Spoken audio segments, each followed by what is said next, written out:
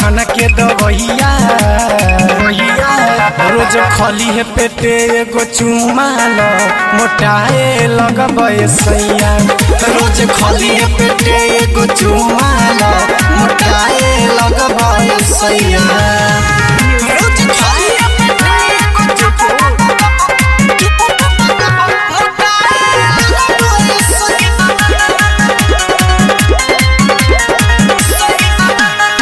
तीनों खुराकी एक दिन में साझे सुबह दोपहरवा रेस्ट कहरा एक हपता रह गोराइल तू घरवा हो। तीनों खुराकी एक दिन में साझे सुबह दोपहरवा रेस्ट कहरा एक हपता रह गोराइल तू घरवा हो। रोटी संगे चाट उठलिया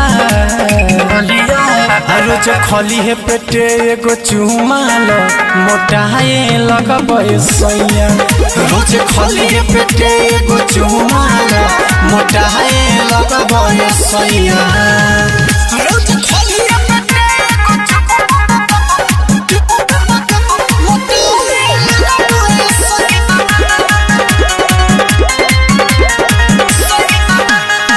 सोन बिकी शिवम विक्रम मानी जा हमरो कहनामा दुबर पातर बाड़ा संदीप दना बड़ी पधेनामा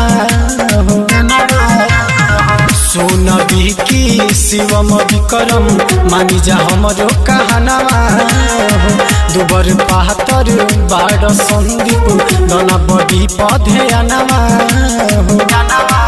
तबे चुसब जवानी के मलैया रोज खली है पेटे एगो चुमा लो मोटाए लगबे सैया। रोज खली है पेटे एगो चुमा लो मोटाए लगबे सैया।